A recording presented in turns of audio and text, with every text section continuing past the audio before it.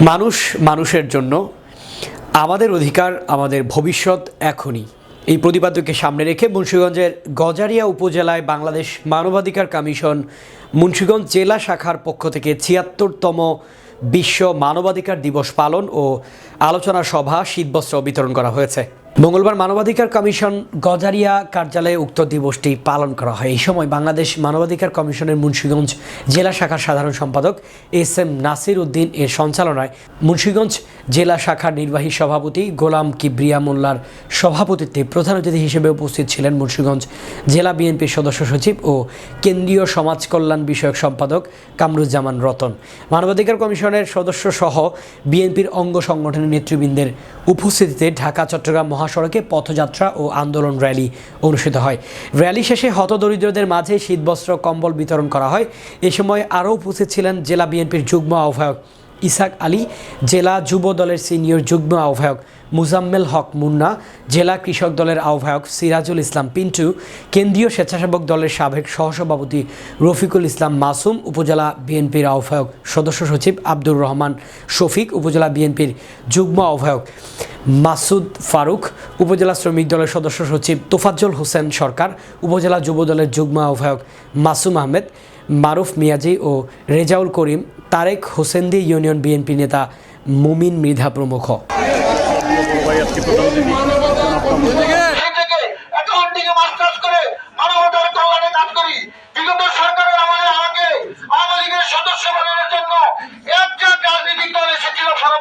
দেশের প্রোগ্রাম ছিল, সেখানে সারা জীবন মানবাধিকার জনগণের সুরক্ষার কাজ করবে। যারা মানবাধিকার দিবসের দলের কেন্দ্রীয় কমিটির সমাজ কল্যাণ বিষয়ক সম্পাদক সহ আমাদের আমি মানবাধিকার করতে গিয়ে যারা শহীদ হয়েছে শ্রদ্ধা করে স্মরণ করি এবং সেই সমবেদনা জ্ঞাপন করি।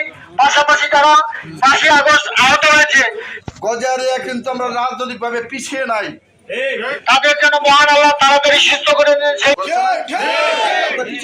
কোথায় মুন্সিগঞ্জে জনাব নুরি জান্নাতকে ফুল সে আমাদের কামরুজ্জামান রতন ভাই আমাদের মেজর জলিলকে জেলে পাঠিয়েছিল, সেইটা পুরো কৃতি সন্তান কামরুজ্জামান রতন আমাদের সংগঠন শক্তিশালী করে সহধর্মিনী জনাব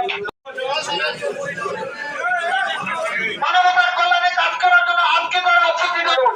আমরা অহংকার করতে পারবো মানবাধিকার প্রতিষ্ঠা করতে হলে প্রতিটি মানুষ আমাদের আজকে যার পাশে থেকে সবসময় পিছন থেকে সাপোর্ট দিবে।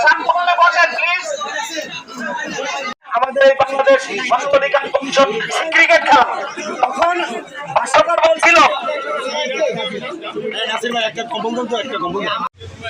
অতীতে যাই হয়েছে, যে অপকর্ম করেছে তাদের প্রায়শ্চিত্ত করবে তারা, এবং সামনের দিনে যেন মানবাধিকার কোনোভাবেই লঙ্ঘিত না হয়, লঙ্ঘন না হয়, সেই দিকে সবাইকে সজাগ দৃষ্টি রাখতে হবে।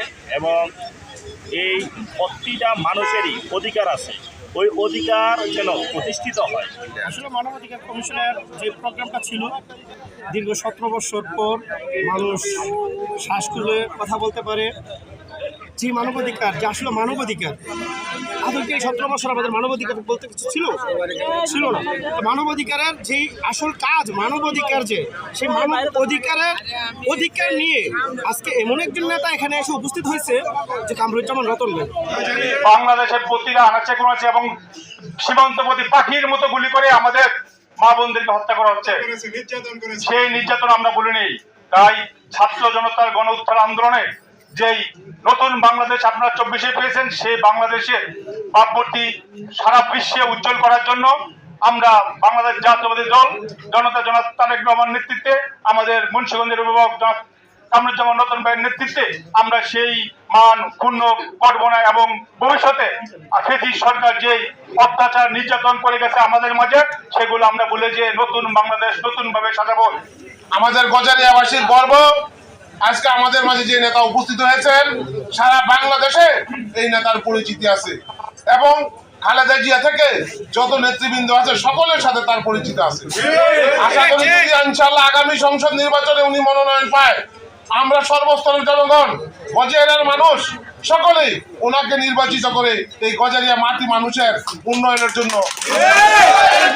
আজকে আমরা মনে করি 5 তারিখে ছাত্র জনতার অসহযোগ আন্দোলনের মাধ্যমে আপনাদের সহযোগিতায় এই বাংলাদেশ থেকে বাড়িত দালালকে আমরা বিতাড়িত করতে পেরেছি ইনশাল্লাহ। সেই জন্য আমরা মনে করি যতদিন মানবাধিকার ছিল না সেই হিসাব করে আমাদের লাভ হবে না। আমরা এখন বাংলাদেশ বাড়িত দালাল মুক্ত, আওয়ামী দালাল মুক্ত, যারা সন্ত্রাস চাঁদাবাজ রাহাজানি করেছে, ফুটপাত থেকে দোকান থেকে চাঁদা উঠিয়েছে, প্রত্যেক ফুটপাত থেকে তার টাকা উঠিয়েছে, কারখানা দখল করেছে, রাস্তাঘাটে টাকা উঠেছে, অটো রিক্সা থেকে চাঁদা নিয়েছে। এখন এই সে অবস্থা আছে আর থাকবে না, সেই দিনে রাখবে না। অনেকে আওয়ামী লীগ নিয়ে আস্ফলন করেন, আস্ফলন করে কিচ্ছু নাই। আওয়ামী লীগ কিন্তু আর সারা জীবনও কেমন পর্যন্ত ক্ষমতা আসতে পারবে না। আমরা যেন সবাই মানবিক গুণে গুণান্বিত করি, ঠিক আছে?